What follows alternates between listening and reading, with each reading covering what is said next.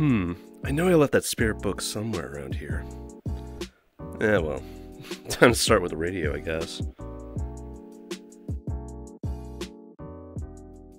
Tujo! Dude, we just got a client. Big haunting, big money. What do you think? Don't worry. I'm gonna get my top men on the job. I command you to show yourself and be judged upon the face of the Lord. He need only look on to you. Show yourself to me, ye small infant world. I will make you bow before my unspeakable might. Catch. Catch these hands, bitch. Catch me. Hey, son. I'm back from the grocery store. Dad! You want to play catch, son?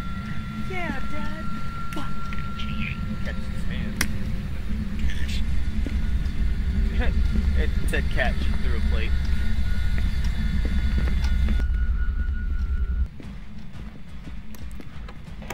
Oh shit. Oh shit. Yeah, run!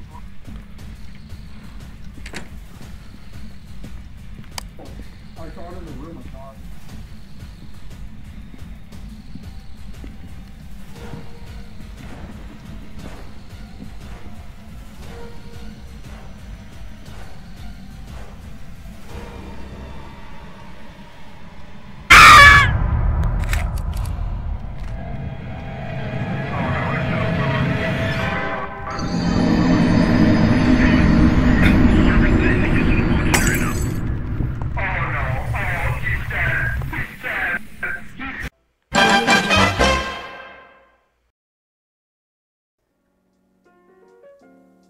Hey, what's going on, everybody? Tujo Panda back in action. We're going to talk about something else today, and by something else, I mean it's going to be gaming related.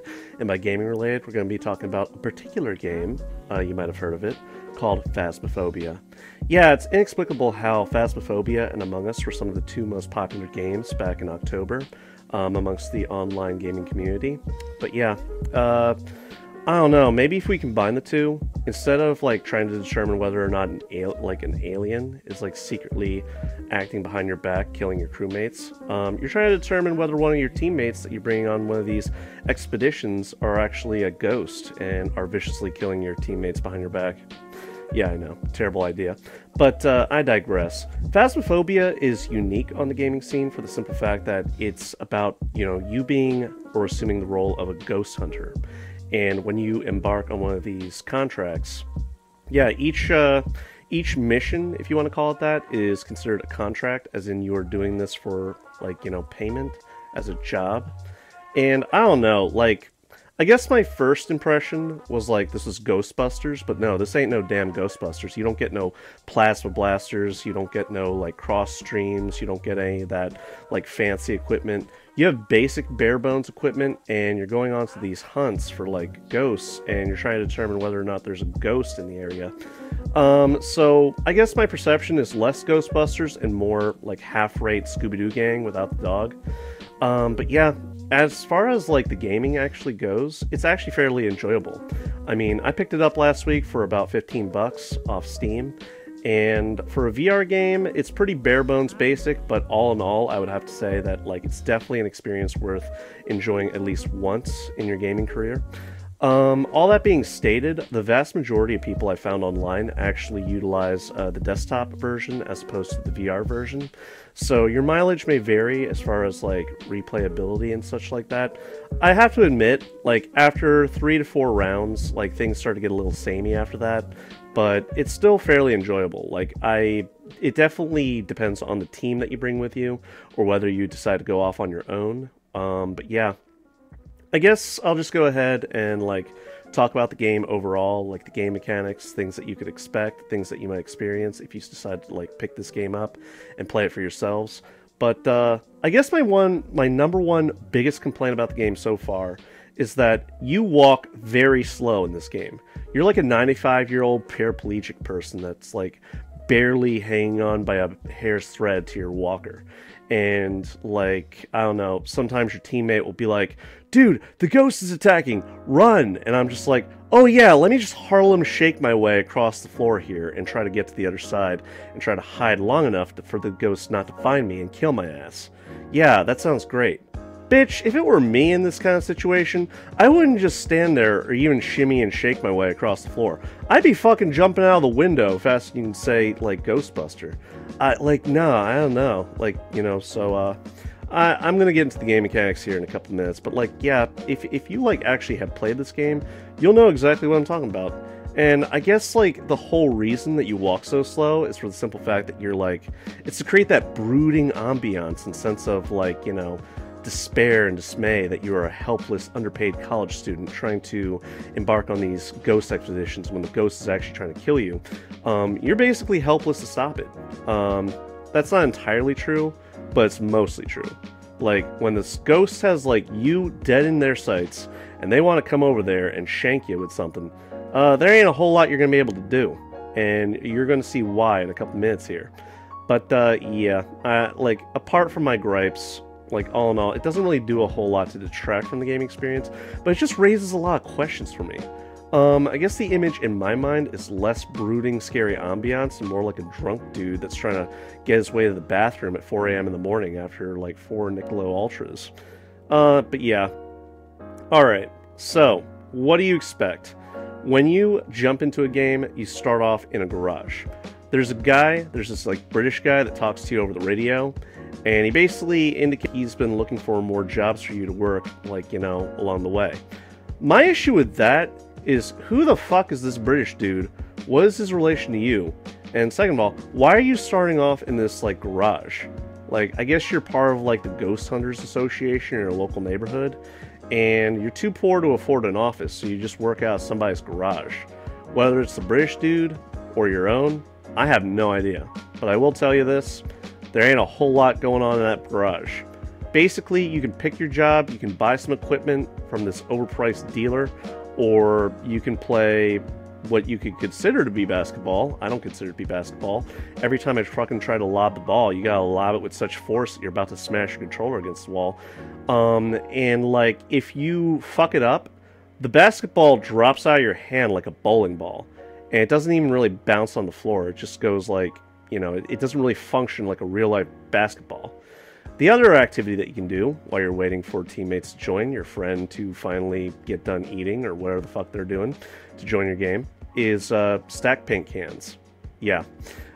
People get very bored very fast, so they start doing things as they're waiting for a game to start going. So they'll stack cans, they'll play rudimentary basketball, or they'll marvel at how there's actually a VR user on their team. As I mentioned before, most of the people are desktop users, and VR users are like unicorns. I've had instances where I joined a lobby and people would be like, oh my god, he's got VR! Oh shit, man! And they act like it's some big accomplishment. I'm just like, dude, calm down.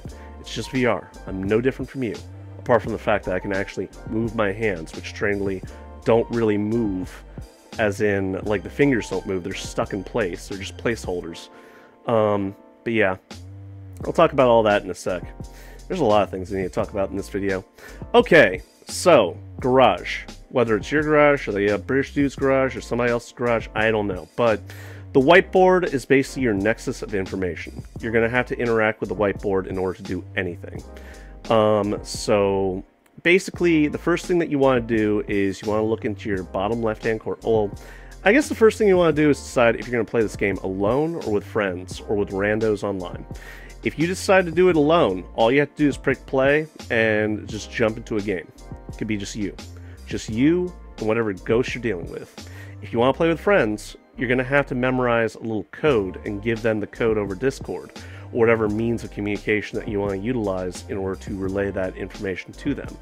It kind of reminds me of those 3DS, like, friend, like, code, like, activation things, if you remember the 3DS utilizing that, because Nintendo strangely didn't like invite systems, because I guess they wanted to protect their underage audience from the ne'er-do-wells of online.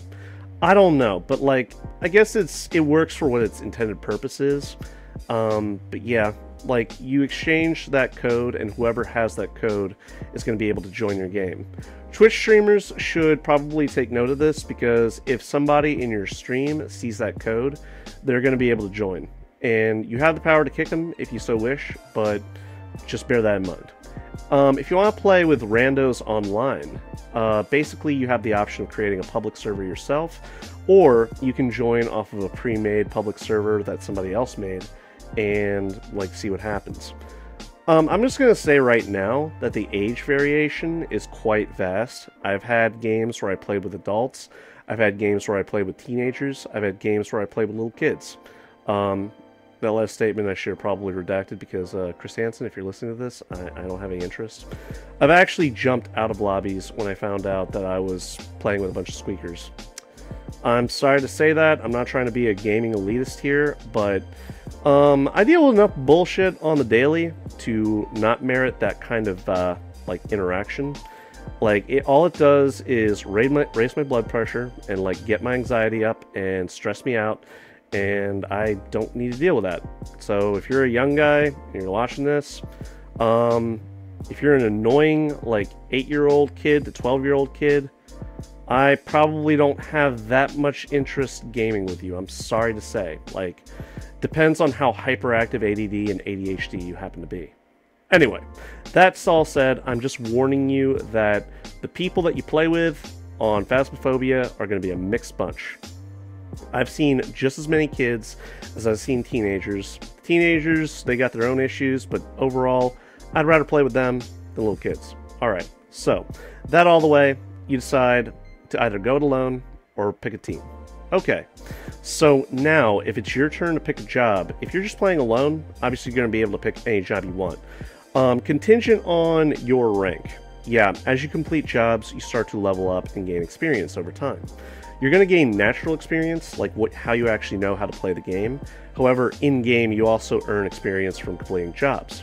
Hopefully, the game won't crash, or, like, you know, your connection won't be lost to either the client or the game itself, and you'll be able to keep your whatever experience or money you have made up to that point. Fantastic. Okay.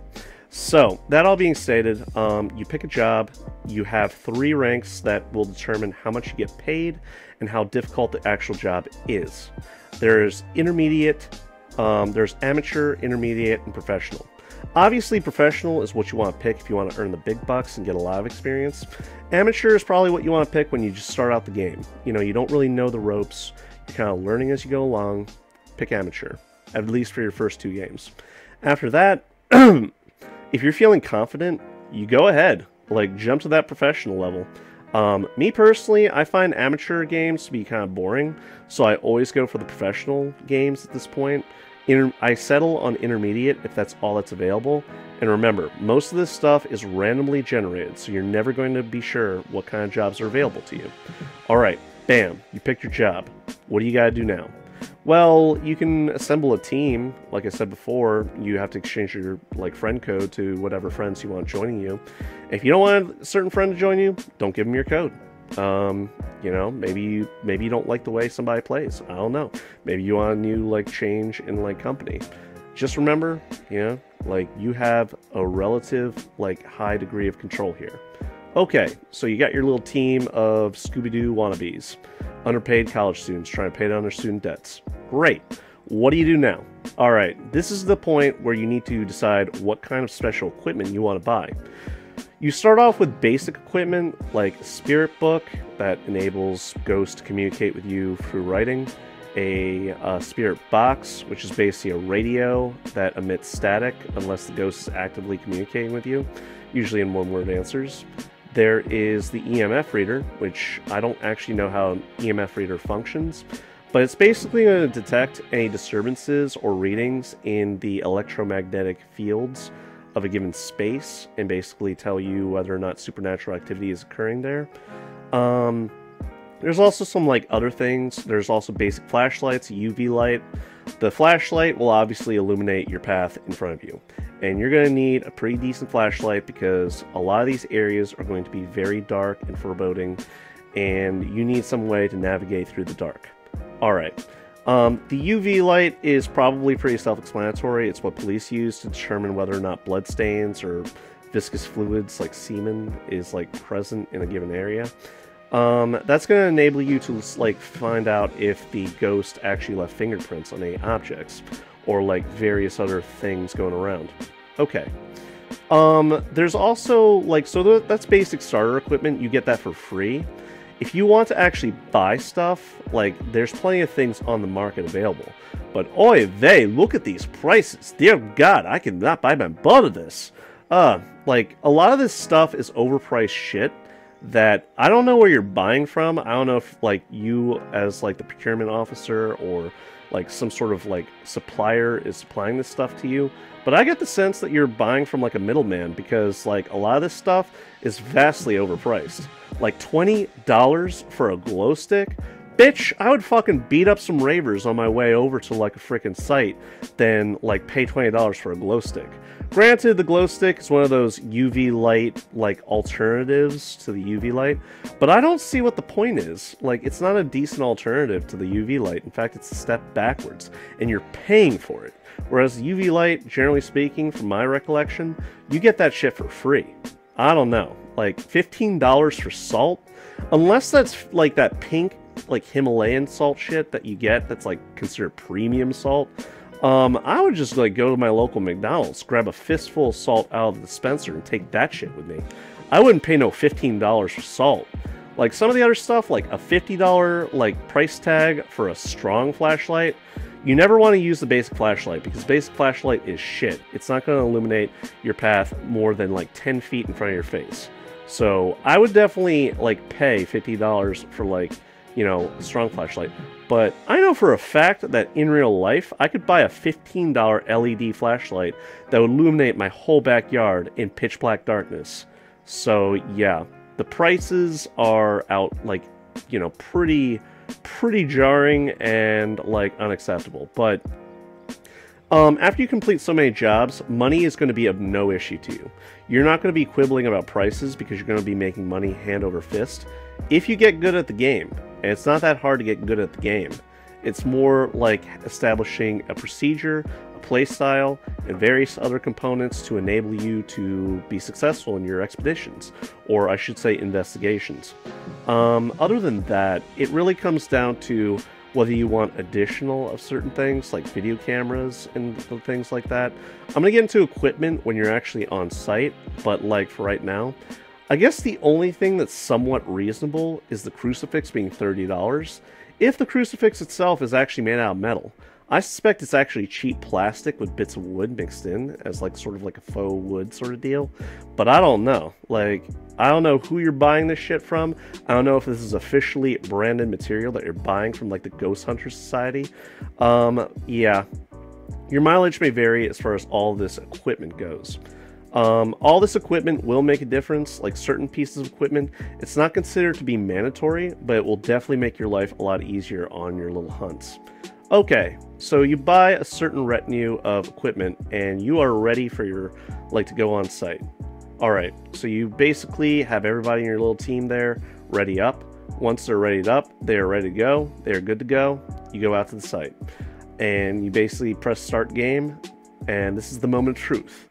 I say this is the moment of the truth because this is an early access game, so your connection may cause somebody to crash. Or you yourself will crash, or the game will crash, or life will crash, or the entire world will crash. It's not a finished game or product, it's early access, just to put that out there. I forgot to mention that earlier. It's pretty damn good for the efforts of one man using Unity assets, but I'm just going to say right now, connection issues continue to plague the game. So it's basically a coin toss. Okay, so you manage to get to the location. You start off in a truck. You're either going to be facing the back of the truck or the front of the truck, depending on where you spawn in. Assuming that you're facing the front of the truck, to your right, on the farthest left-hand corner, there's going to be a whiteboard. The whiteboard, again, it's a smaller whiteboard than the one in the garage. It's going to be the nexus of information that you're going to have to engage with in order to learn what your mission objectives are. There's always 4 mission objectives, and the information about the ghost. Then the 2 main pieces of information about the ghost happen to be, like, who the ghost is, what their identity is, and from their identity you can determine whether it's a male or female, and also like whether or not they respond to everybody or one person at a time. And this is important because it will determine how many people you can have in a given site when you locate the ghost at the particular location that you go to. So like honestly, it really boils down to if the ghost responds to everybody, then you can have everybody and their grandma in the room where the ghost supposedly is. If they only respond to one person, my recommendation is that the other people either sit in the truck or like one person engages the ghost at any given time and the other people stand outside the door. That's a good way to ensure that at least somebody else can step in if they have to catch a photo of the ghost. One mission objective that is basically constant is the fact that you need to be able to identify the ghost, and in order to identify the ghost, you basically need to determine 3 identifying clues as to the ghost's type and categorical like relation to all the other ghosts. Yeah, sounds complicated. It really isn't. It's basically a variation of 3 major clues. There are 12 types of ghosts from what I can recall. Some examples are the Phantom, the Wraith, the Mare, the Banshee, the Demon, the Oni, the Jinn, the Utare, I think. Oury, I forget what the pronunciation is. You don't need to really memorize those names because thankfully, luckily for you, you decided to bring the ghost book. No, it's not the spirit book I mentioned earlier. The ghost book is basically a journal that you can locate, basically reaching over your right-hand side over your shoulder. And the ghost book is basically a glossary of all the information you're going to need. It will include some basic clue hunting tips. It will include like all the major ghosts, what they're known for, unique qualities and like characteristics of the ghost, as well as any other identifying information that will be relevant to you. It also includes a section where there's a photo gallery. Any photos that you take on site that is going to be relevant to your investigation are going to appear here as a slot. And you're going to know that if you succeeded in getting a picture of something relevant, because it will have big writing labeling it. Also at the very back of the book, that's where you record your evidence, or clues, I should say. The clues will help indicate and narrow down like what type of ghost it is. I will be honest with you, some ghosts are a lot more difficult to determine what type of ghost it is than others, like for instance some ghosts. Regardless of what the actual whiteboard says on how shy they are, sometimes, depending on the type of ghost, it's going to be more shy than others.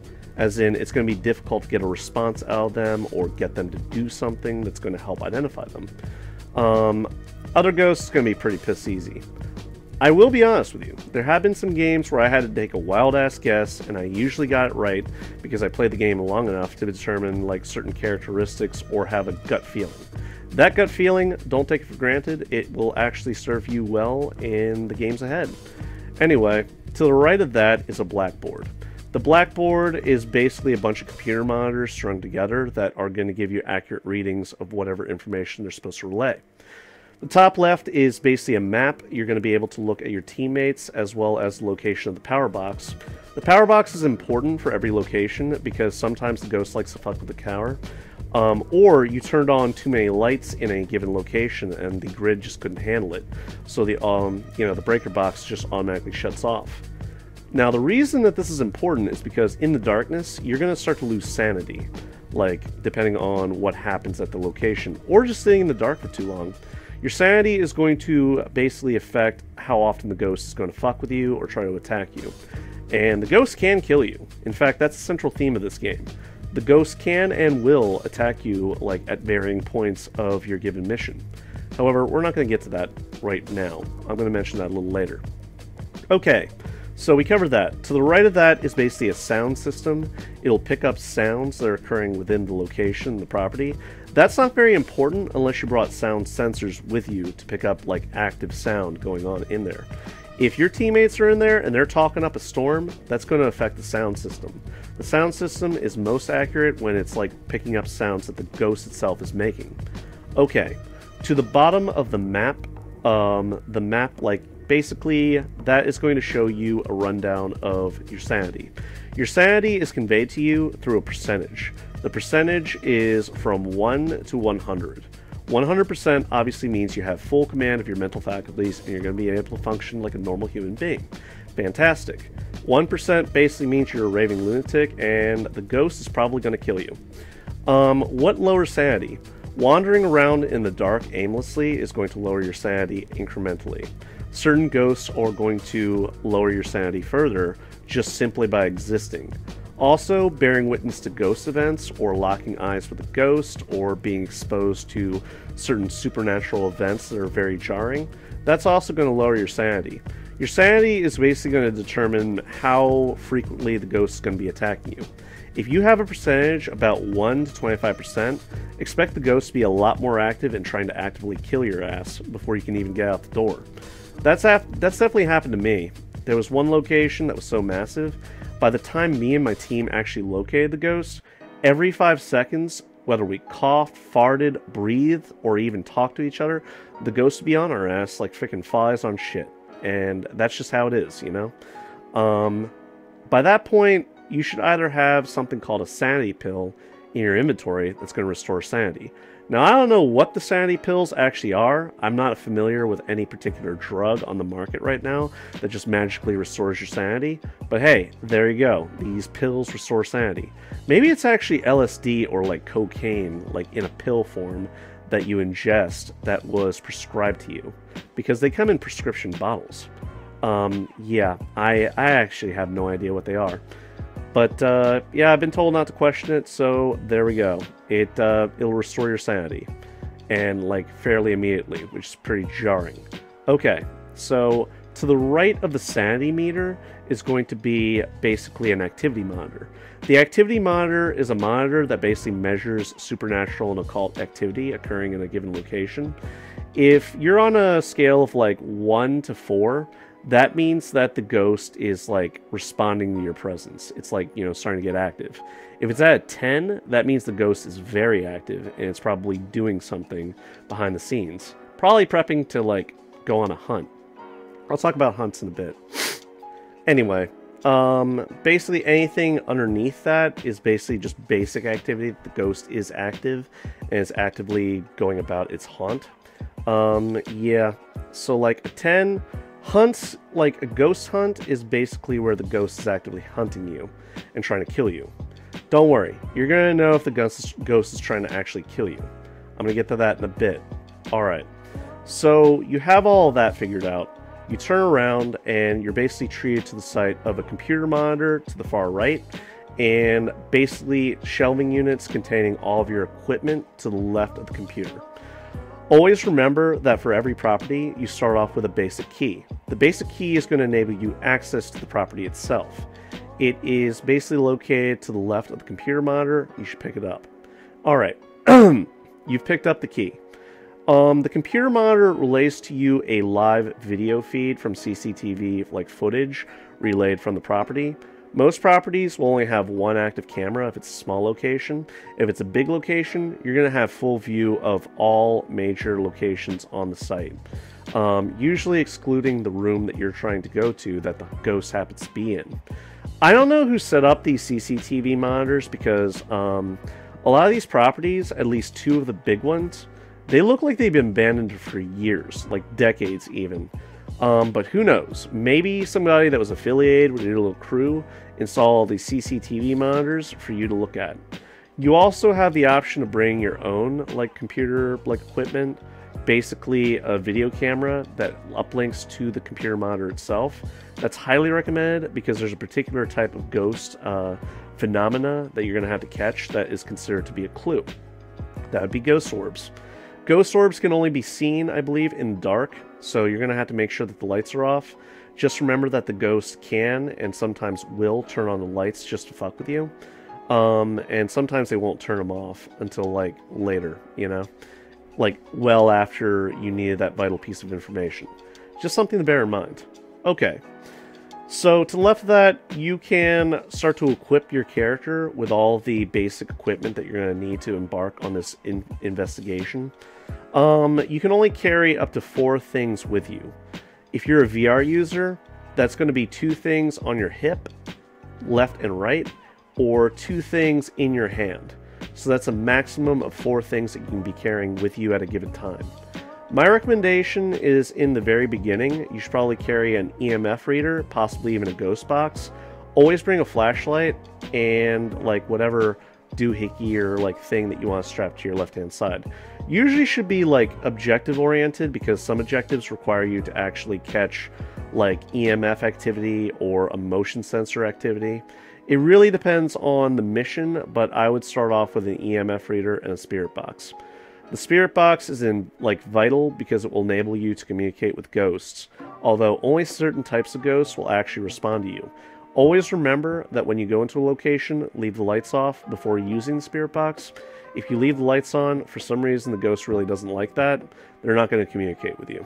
The EMF reader doesn't really care if the lights are on or off. They're going to pick up some sort of measure of activity going on in front of you. Okay, so we've done all that. You've equipped yourself accordingly. You go to the back of the truck. You click the numerical keypad on the far left-hand side of the truck, and you open the door and you go into the location. Now, the locations basically consist, as of right now, November 4th, 2020.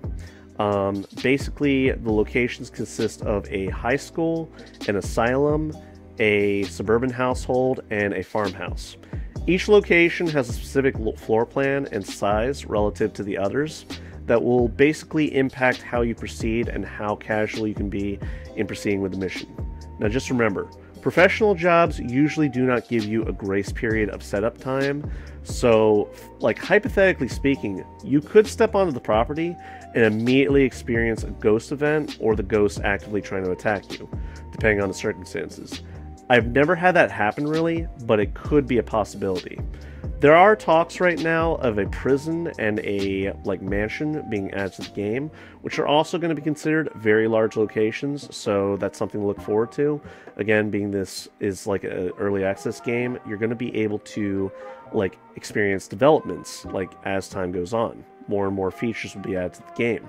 Right now it's pretty bare bones basic, but in time it could be really something truly magical. I'll hold my breath on that one. Anyway, so I'm just going to go ahead and talk about the locations before getting to the meat and potatoes of how to actually play the game. There's going to be a suburban household. The suburban household is something that you would expect in any suburban neighborhood across the span of the United States. Basically, it's got all the amenities of a modern day home. It's pretty well decorated. It's everything that you would probably expect in a typical suburban household that's occupied by a normie middle-class family. I will say that the layout will change depending on the type of suburban household it happens to be. The exterior is going to basically denote that it's inside of a neighborhood, so you'll see other houses across the street. You're going to see a road leading to the household. The household usually sits on that road. There's a small partition of Jersey barriers separating and cordoning off that particular household from the rest of the neighborhood, basically indicating that you have special interest in this household for whatever reason, presumably for the purposes of ghost hunting. Alright. Sometimes the weather will change to add that spooky ambiance. It doesn't really affect the gameplay a whole lot, but it will impact your overall mood in going into the household and your gaming experience. It adds a little bit of touch of flair and ambiance to it, you know what I mean? Sometimes it's going to be a normal autumn or spring day or night, I should say. Always at night. Sometimes it's going to be piss, cat, and pour raining. I don't know, it's thunderstorming outside, and that's the perfect setup for a scary horror movie. Alright, so, the suburban household, it's either got a shotgun style layout where you go down a really long hallway that leads into the living room, with the living room off to the right.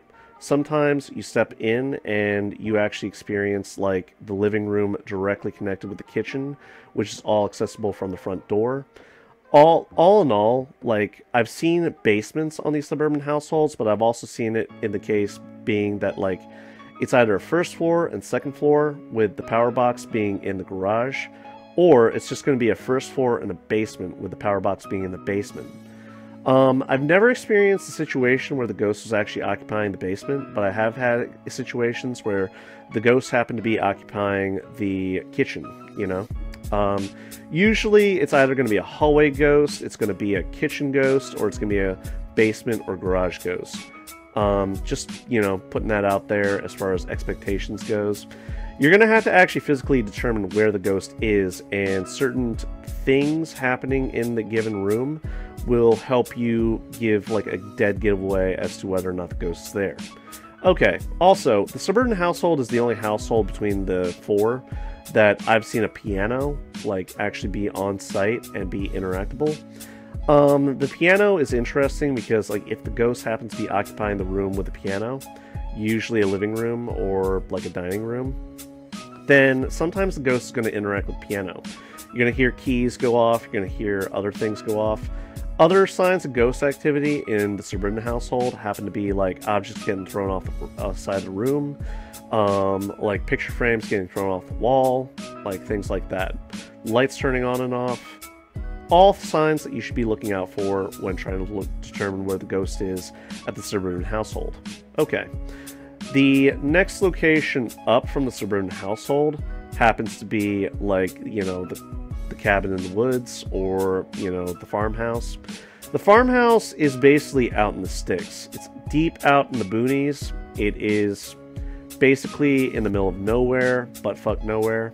There are no other houses around. There sometimes is an RV unit parked on the property. Between the two, the suburban household actually looks like it's been like recently inhabited. Presumably you're working for the family to try to get the ghost to find its restful peace. Like the farmhouse, it looks more like a relative of somebody that's still living, died recently, probably a grandfather, a crazy uncle, or something like that. And basically the family wants to go in there and find out what happened and basically expunge the ghost from the plane of more living. Okay. So I say all that because the farmhouse is interesting in contrast to the suburban household because, like the farmhouse actually has a chance of having an attic.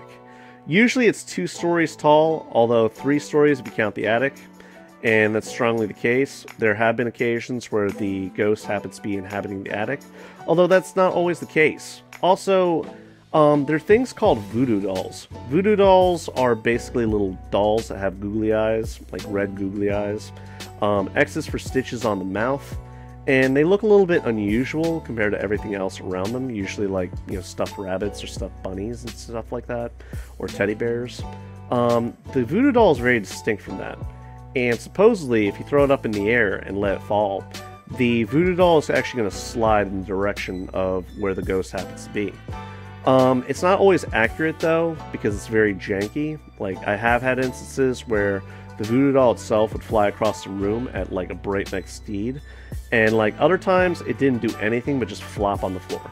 So your mileage may vary. It's something to look out for. You take a picture of it. It is proof that there is something weird and supernatural. There's hoodoo voodoo shit going on in this household, and if you take it outside of the house, well, that's a surefire way to get the ghost mad. This isn't verified though, this is based on hearsay. I've done it before. It does seem to like trigger some sort of activity on the monitor inside the truck, but whether or not this has happened to be like happenstance or like an actual like proven event, that's on you. Just experience the game for yourself, you'll find out.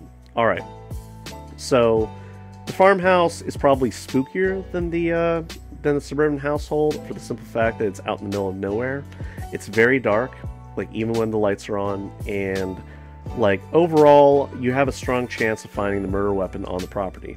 Sometimes this consists of a bloodied axe, and the axe, in spite of being bloodied, unless you can measurably tell either with an EMF reader or thermometer that like ghost activity is affecting that particular item, it's considered part of the scenery for the gameplay purposes.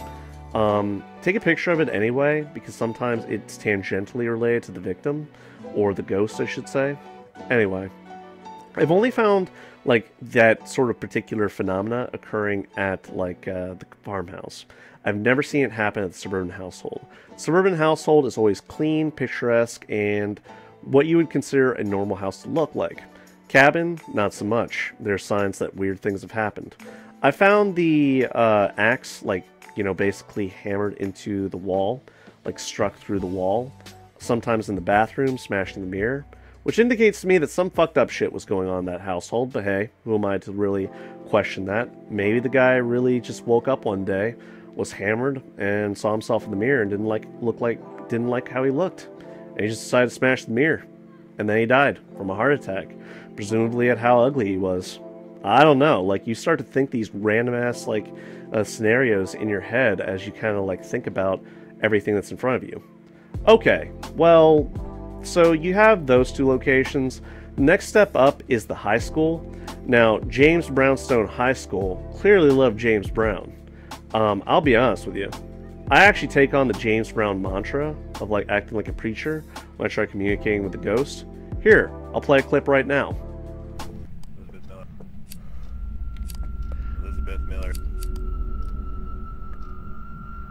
I'm kind of surprised we didn't find a Ouija board. Yeah, I know. Elizabeth Miller. Hey, want to try your James Brown in that room? You know what? I'm really tempted. Okay, let's see. Figured you were. Elizabeth Miller! Do you hear the Lord speaking unto you? I beseech you, deliver upon yourself into the afterlife. Leave the mortal plane. This place is not for you. Whoa. Right there. Oh, shit. Woo! She was running at me. Get it? There she was. Pissed. You really pissed her off. I mean, none other than the power of the Lord and James Brown in our hearts. Don't be lost when the time comes. For the day of the Lord cometh as a thief in the night. Yeah.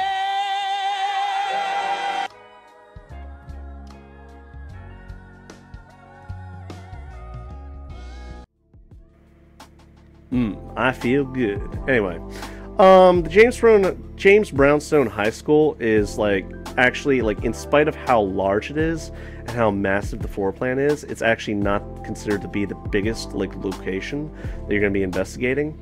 That location would be the Asylum, simply because of the amount of rooms and, like, how big the rooms are relative to each other. Yeah.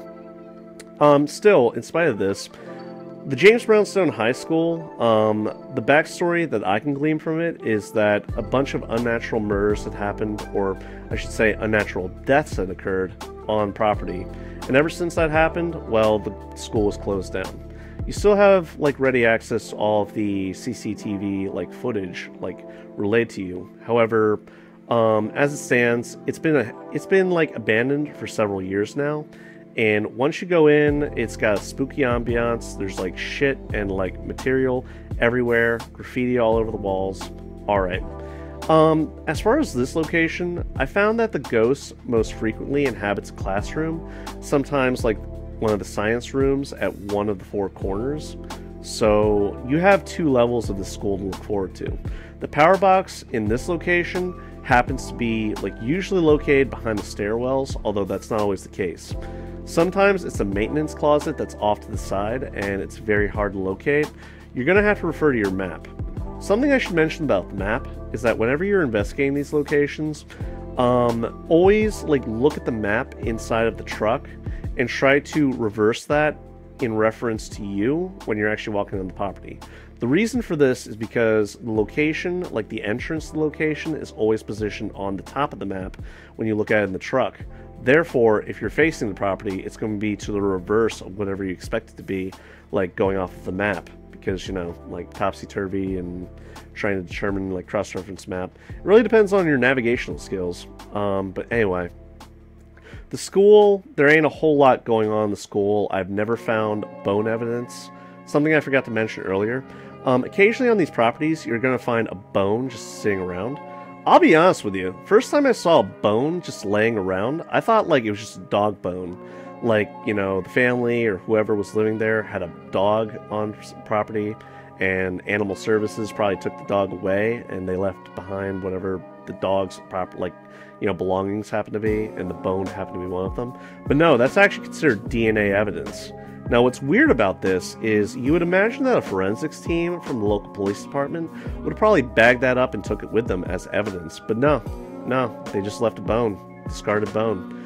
I don't know if it's like a ghost bone or if it's like something metaphysical, but yeah, it could entirely be the case that the forensics team that came before you, consisting from, like, you know, local police department, they just fucked up and left behind a bone. Now, what you should do is take a picture of it and take it with you. You can actually pick it up. You can't actually physically, like, pick it up and look at it. It's automatically added to your inventory on pickup, kind of like keys are. Alright, so you're investigating this high school, and it's a very massive open area. Chances are, the longer that you wander around, the more your sanity is going to drain, especially if you're dealing with a sanity drain ghost like the Oury or the Revenant. Anyway, you should probably locate the ghost as soon as possible. There's something called I forget what it's called actually. Basically, it's a sound gun. The sound gun is this massive portable, like, you know, TV dish looking thing on a trigger and like a gun archetypical like shape. You hold that, you point in the direction of like anywhere that you think the ghost happens to be. Bear in mind, your teammates, if they're talking or interacting with objects, that's going to create noises, so that's going to pick up on that little sound gun. The sound gun is designed to like pick up any sounds or vibrations occurring in a given area. If the ghost is doing something, then it's going to pick up on the little sound gun. Then you can like determine where the ghost is. My recommendation, especially for the Brownstone like high school, is that you're going to want to listen out for like the phone ringing. 9 times out of 10, the phone will ring because the ghost like fucking around with electronics in a given area. Or you want to look for a classroom whose door is like slightly open. The ghosts constantly like to open and close doors. Alright, so you managed to determine that, and like, you know, that's where you're going to basically be engaging with this ghost. I'm going to get into engagements later and what the ghost actually does, but for right now, I'm going to get to the last location. And the last location is probably the scariest location of all 4. It's the Asylum. The Asylum is actually a basic bare bones like structure. It's not constructed of like brick like the suburban house or the Brownstone High School is. It's not constructed of wood like the cabin is. It's constructed basically of like solid slabs of concrete to create some sort of like massive square shaped like entity. And what's interesting, like the Brownstone High School is out in the middle of nowhere, just like the log cabin is. The Asylum, you don't get to actually look outside at like what the surrounding area looks like, because uniquely, the truck actually just loads up right to the entrance.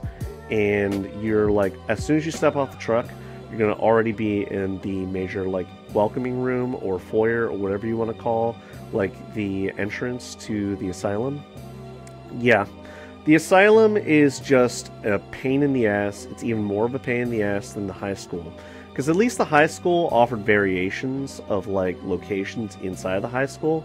For instance, the auditorium, there's a cafeteria, there's a litany of classrooms, there's different types of classrooms, and there's obviously the cafeteria. Yeah, the Asylum offers none of that. There are large open spaces to comprise of rooms. They're like, you know, eating rooms or like, I guess, recreational rooms. But there's also like a hell of a lot of maintenance and storage closets, and also like laundry closets, and also like basically the rooms that house the patients themselves. And it's just very time consuming to investigate every single room, like, and try to find some sort of sign of ghost activity. Yeah. By the time you get to the ghost, same situation with the high school. The ghost is probably going to be not too pleased that you're investigating its like territory. It's going to start to be on the attack like almost immediately by the time you get to them. That's not always the case, but I'm going to get to that shortly. Okay. So, regardless of what location you picked, what are you trying to do? You're obviously trying to locate where the ghost is. Where is the ghost? Well, like I said before, there's certain signs that you're going to be able to tell whether the ghost is there or not. If you're on the spirit box, you're going to be able to say its name, or hell, you're going to be able to say the name of the ghost over voice regardless of what you're doing. But the spirit box is probably the most effective. If you're just saying their name, like often, it's considered something like a taunt to the ghost, and the ghost takes offense that you're saying their name. I don't know why the ghost would be angry about you saying its name, but it really does not like hearing its own name. I guess it's like something vague, like Bob or Carl or, Buddy. Like, they're annoying names, you don't want to hear them over and over again. It's like, yes, that's my name. Thank you for saying it out loud. I'm aware of my own name. Thank you. I have no idea. But if you say its name repeatedly, the ghost has a higher chance of initiating an attack on you, or like it's more likely to do metaphysical or supernatural activities, like like throwing objects across the room, blowing out candles, that sort of thing. Okay, once you find like location, there are also certain other dead giveaways that will indicate that the ghost is there. For instance, you'll be able to see your breath. That indicates that there's freezing temperatures in the very air. Not all like ghosts will do that, just an FYI. But some ghosts will. They'll actually physically make the surrounding area like, very, very cold. Even colder than something that would be picked up on the thermometer that you brought with you. Alright, also the Emf Reader will also indicate if there's any like supernatural activity going on, because it'll uptick. It'll make noises, so if you strap that shit to your hip, you're going to be able to hear it regardless of where it is on your body. Alright, you've located where the ghost is. What should you do now? Well, right now, you should probably get your ass back to the truck and pick up some other materials and bring it back with you. You're going to want the ghost to interact with you in some meaningful way. Ghost interactions are basically like anything that the ghost does to interact with you. Usually it'll appear for like fragments of a second, and your character will start to have heart palpitations, like they're about to have a heart attack. Your heartbeat will start beating a lot faster, and you're going to notice that there's a change in the very atmosphere of the room. Even if you don't physically see the ghost, your character in-game is going to react to a ghost presence. Also, various things that happen in front of you are going to basically be a tip-off that something is actually going on. For instance, there's going to be fingerprints on windows, on like light switches, or on doors. Usually like handprints or fingerprints. Occasionally you can sprinkle some salt on the floor, and if you're lucky, the ghost will actually step in that and leave like a trail. And if you put a UV light up to it, you can actually see in real time where the ghost is going and like where it's standing. That's pretty cool. Also, the spirit box. The spirit box is going to be your #1 way to actually communicate with the ghost, although not all ghosts have anything to say. You can ask simple words and phrases that will get the ghost to say something to you. Like, for instance, you can be like, where are you? And the ghost will answer, here, or behind, or near, or far. The responses of the ghosts are usually one-word answers, and they're very simplistic. They'll give you the bare bones basic of like what they are and what they're all about. You can be like, are you friendly? Just like the DayZ dames. What they will say in response usually is hurt, kill, hate, death, So, not like always, in every case, the ghost has never proven to be friendly. You're not going to find Casper the friendly fucking ghost here, alright? You're going to find basically something that came out of the ring. In fact, when I get into ghost models, like the actual models, that their appearances in-game, you're going to see what I mean here in a sec, but like right now, other than that, you can be like, how old are you? And the ghost will usually say adult, child, or old, or something like that. I have had instances where the ghost blatantly lied to me, and it was very annoying because like the ghost later, like a taunt, it would just be like, I lied. And it's like, you cheeky son of a bitch. But anyway, bear in mind that the identity of the ghost inside the truck, like for instance Nancy Davis, may or may not actually play into how the ghost actually appears when you start to interact with them. Also, you're going to want to bring a photo camera with you. Video camera and a photo camera. The photo camera will enable you to take photos of the ghost as well as any ghost interactions that you have or strange phenomena. The most famous of the ghost phenomena that's very hard to attain is dirty water in the sink. The ghost will actually affect the plumbing so that dirty ass water starts to spray out of the sink. I have only actually been able to accomplish this once, and it very much depends on where the ghost is actually occupying or haunting at any given time. 9 times out of 10, you're not going to be able to get that sort of achievement. So if that's an objective that you had to accomplish, good fucking luck getting that to happen. Because, yeah, if the ghost is affecting an area that's like in a bathroom or near a bathroom, I have only once been able to accomplish that, and that wasn't even a bathroom. It wasn't even an objective on my list of objectives. It was basically something that was like a bonus. Alright, so if the ghost ever appears, you definitely want to take a picture of it, because there's a 50-50 chance that that is going to be an objective that you need to accomplish to get paid. Well, pay the big bucks anyway. If you just take a picture of it as it's attacking, for some reason that's not considered like evidence of the ghost. I don't know why, that's just how it is. Sometimes ghost interactions are, you can see the ghost standing across the room from you, but for whatever reason, the game doesn't consider that evidence of the ghost. It's considered a ghost interaction. What the difference is between the two, I have no fucking clue, but I will tell you it's very fucking annoying when you think you've got a picture of the ghost, and it turns out you didn't, because it was just a ghost interaction. Also, you want to have the ghost completely in frame, because if you just catch the ghost's like feet, or like their head, or something like that, that's just going to be considered by the book to be a ghost interaction. While you're collecting all these like photos to get the Pulitzer Prize Award, I have like, you know, it's basically a bonus, like depending on how many accurate photos you get paid like bonus bucks. But the photos are only usually worth like $10 a piece, so you have to decide for yourself whether or not it's even worth it to try to get that. Alright, there's things called ghost orbs. The ghost orb is going to be only identifiable and noticeable to like a person if they actually look at what's going on at a given haunt inside the truck. The video feed on the monitor will actually give you an accurate rundown if like there's a ghost orb. The ghost orb basically looks like a flying, glowing dingleberry flying throughout the air.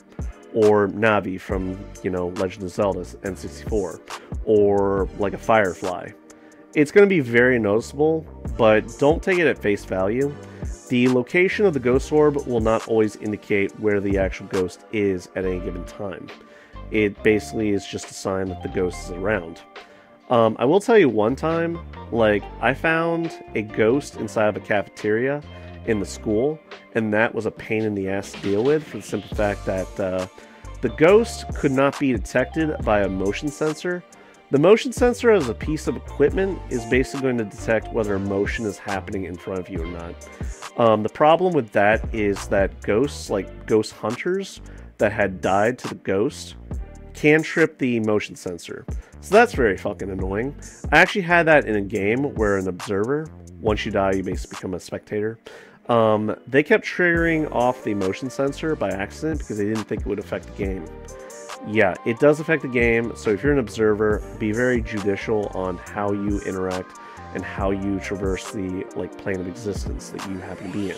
I'm gonna get into that in a bit here. Alright, so you're doing all this stuff, you're trying to elicit a reaction from the ghost by saying its name, you're trying to get the ghost to reveal itself so you can take a picture of it so you can accomplish either the mission objective, or you're trying to get a photo for bonus bucks.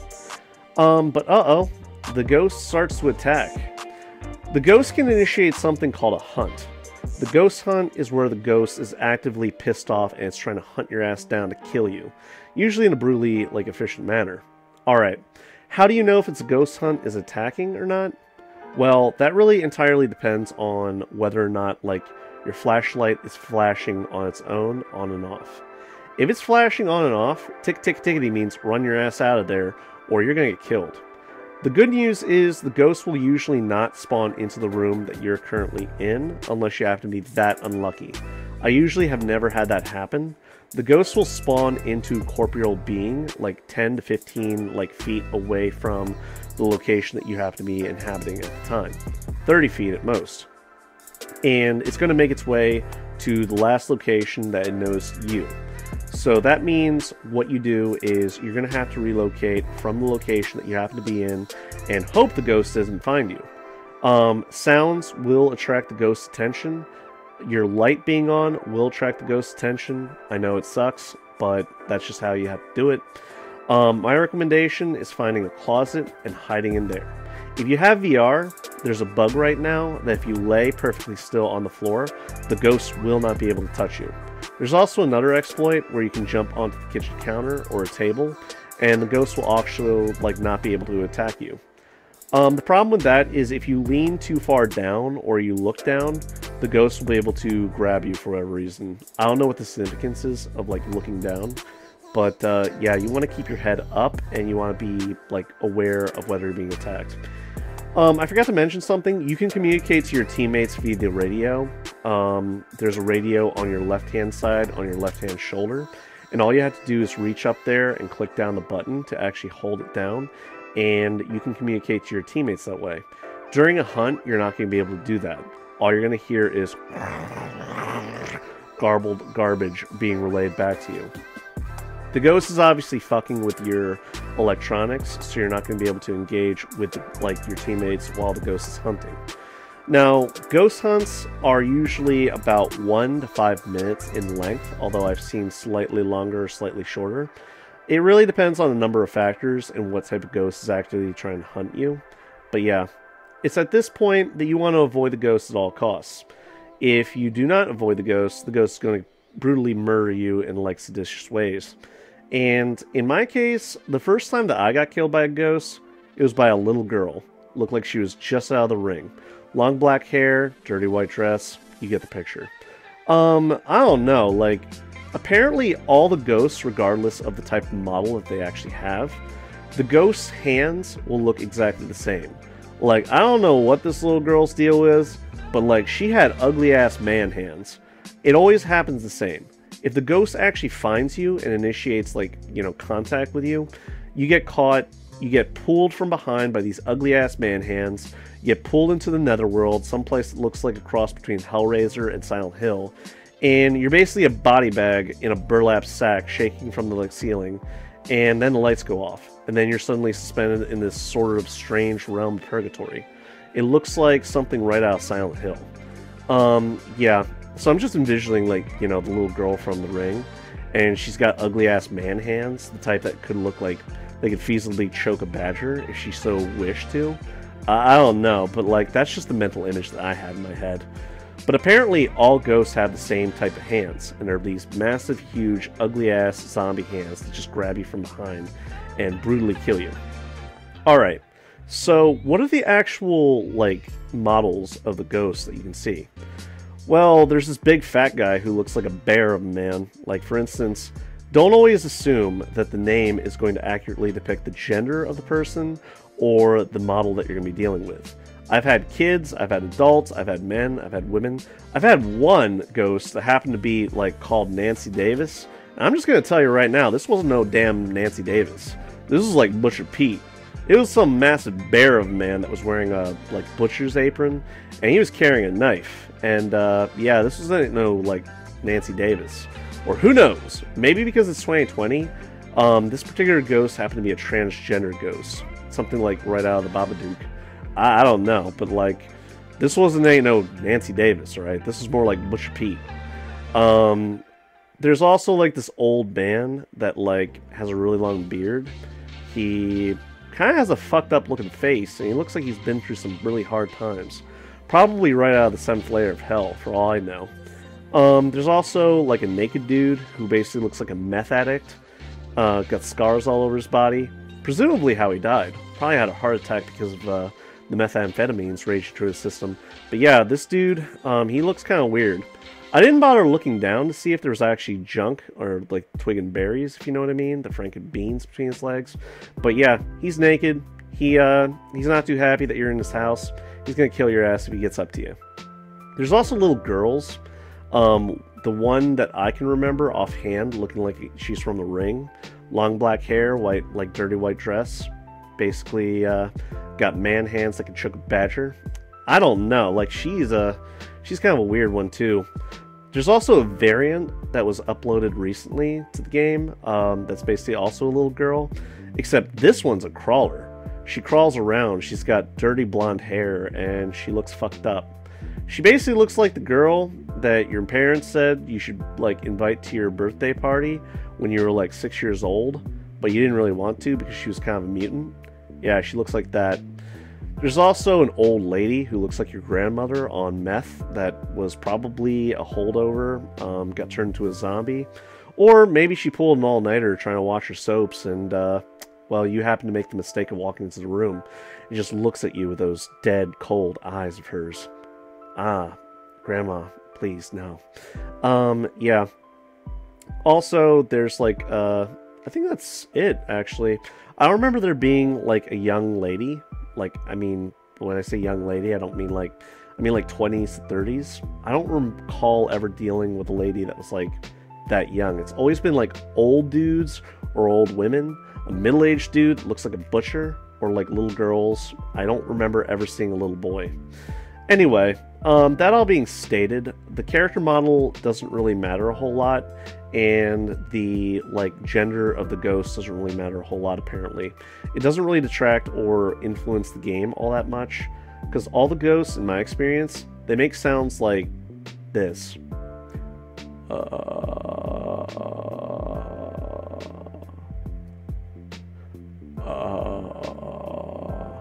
Or they'll be like, hey! Or they'll be like, yeah.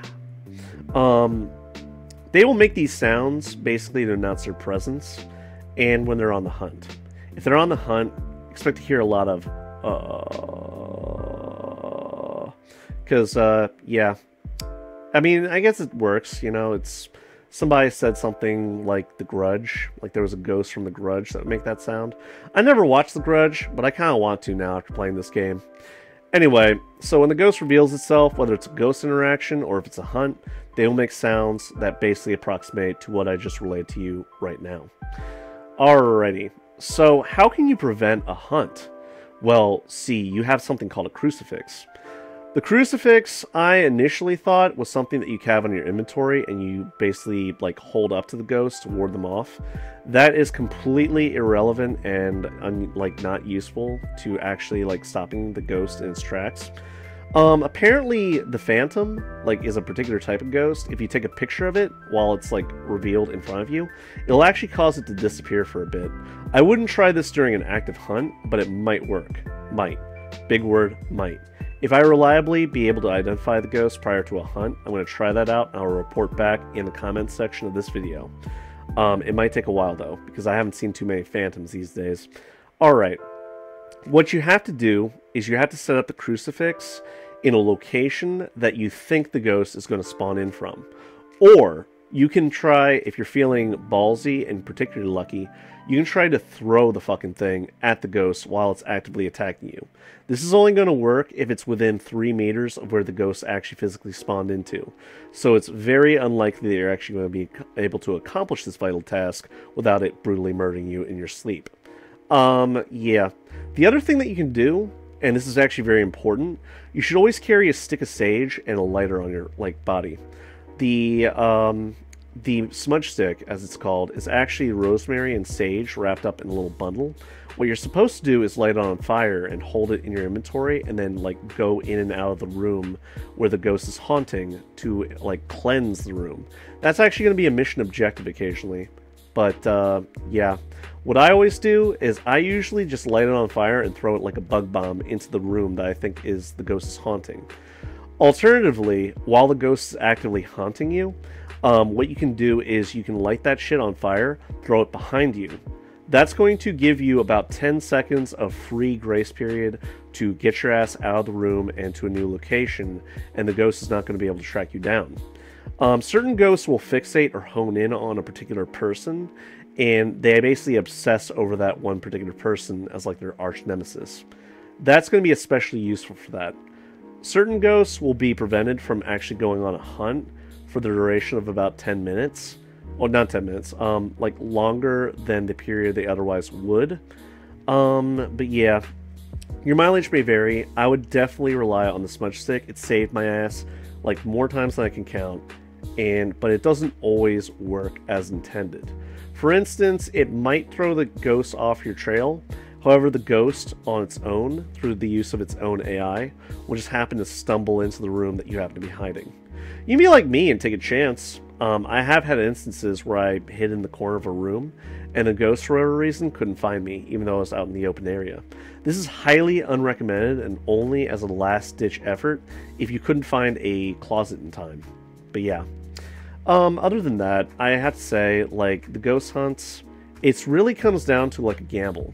You're going to be able to actually physically hear the ghost, like, footsteps. Certain ghosts supposedly don't leave footsteps, but certain others do. So that's something that you're going to have to think about, depending on the type of ghost you're dealing with. But yeah. Another thing that I didn't mention, a means of communicating with a ghost other than the spirit box or just saying its name out loud, happens to be the Ouija board. Now, the Ouija board is just like it is described. It's that board with all the letters on it with the viewfinder, and if you activate it, you're going to be able to actually ask, like, you know, the ghost some questions. The problem is that if you don't ask relevant questions to the ghost, you start to lose sanity at a very wicked rate. It's like a meth addict blowing through all of his stock. It's not going to work out well for you. If you leave the thing activated and you take a picture of it, that's going to count towards a ghost interaction or like spectral activity going on. Very important. But like, other than that, unless you're dealing with a demon, you're going to lose sanity very quickly. How you restore sanity, you can never actually restore sanity except through the use of sanity pills. For instance, I used to think that going back to a well-lit area, like turning on the lights or going back to the truck, was going to play a hand in restoring sanity. But no, whatever sanity that you happen to have at any given time is the only sanity that you have, like, you know, to start off with, and will diminish over time and stay that way until you actually complete the mission or leave the site. I've had several games where, like, I just had to leave because my sanity was so low, and every time I stepped into the property, the ghost would just automatically start attacking me and basically preventing me from doing anything. Alright, so you should, by at this point, at least as of the first hunt, have some idea of what type of ghost you're dealing with. If you don't, you might have to make the option or the decision to just leave the area and write it off as a loss. Because if you die, you get only a marginal amount of money of what, like, the total would be that you would actually get otherwise, and you lose all of the items that you happen to bring with you. If you live and you survive, great. Alright, so let's say, hypothetically speaking, that you survived. You managed to successfully identify the ghost in question without getting killed. You got all the clues necessary to substantiate your assessment of the ghost. You also managed to complete most of, if not all of, the mission objectives outlined on the whiteboard. How you can verify this is by going back to the truck and seeing if it's crossed out or not. If it's crossed out, that means you accomplished the task. If it's not crossed out, that means the game still wants you to try again to get, like, actual evidence. Okay, so you've completed all of this, hypothetically speaking.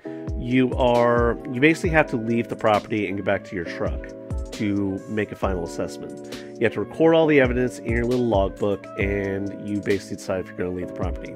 Alright, bear in mind that in spite of the fact that you might have completed the game requirements and completed all the mission objectives, there's still a strong likelihood that if you're still on the property by the time that you complete all this, that the ghost is going to probably engage in a hunt and track you down and kill you brutally.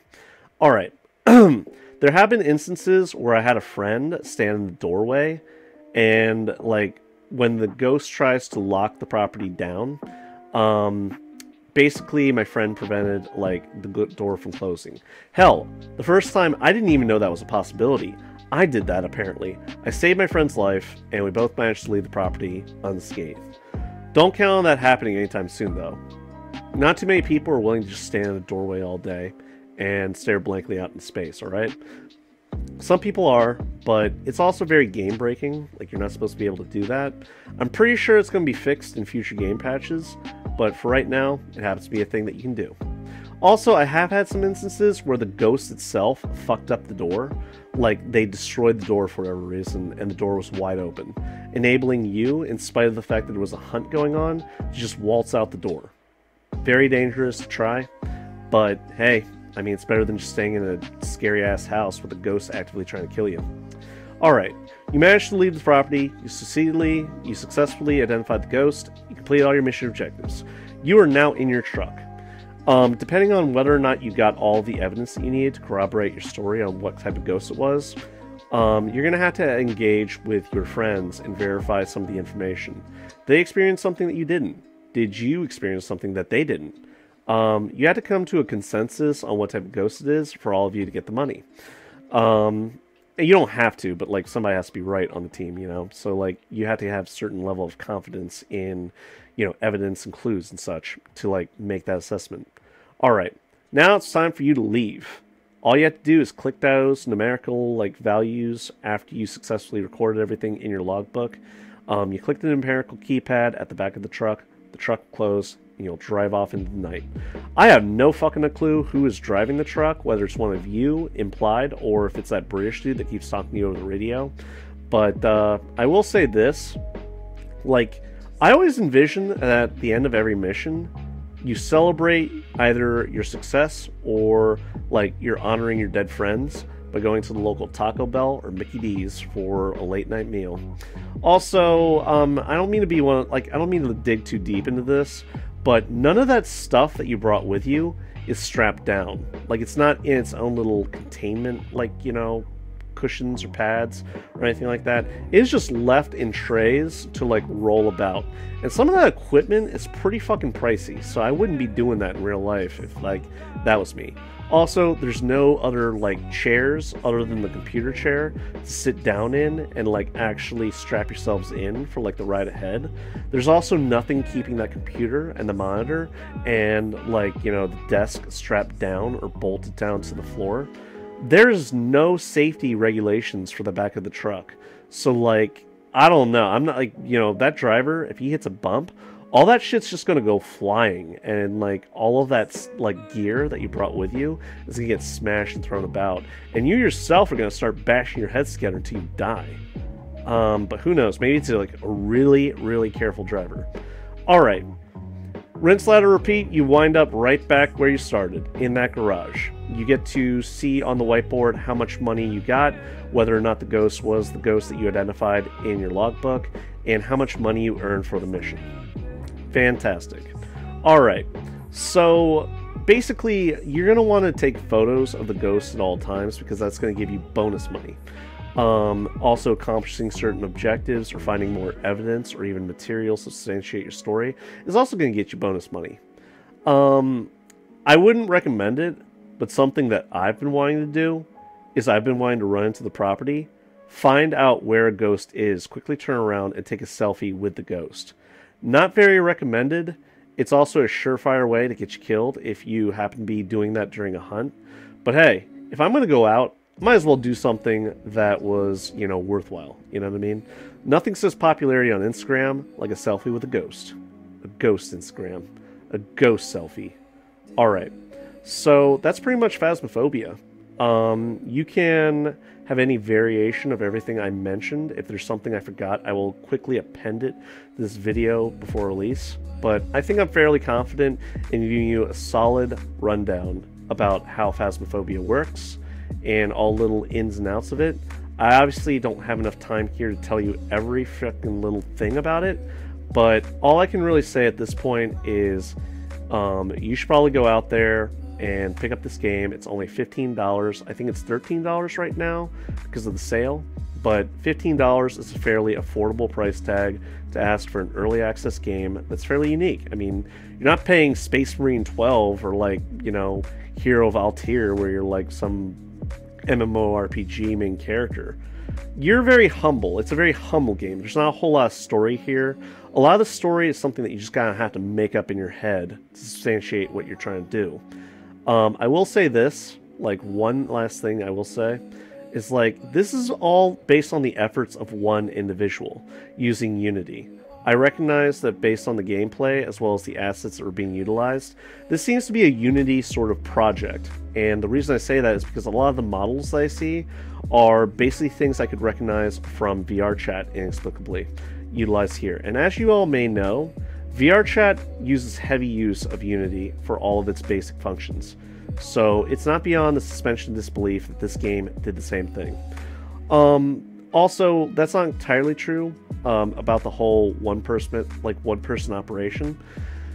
like in the beginning, this is all based on the concepts and ideas of one individual. However, since then, they have, I believe, taken on 2 people that they have actually hired and are paying to basically revamp the invite system and various other aspects of the game. All very interesting. But yeah, based on the popularity of the game alone, I would have to say that, like, you know, they're probably making bank. Like, they can definitely afford to take 2 people on the payroll. But, yeah, despite my gripes and despite all the things I've said to you today, if you want, like, a unique gaming experience, I've never played a game where you assume the role of a ghost hunter.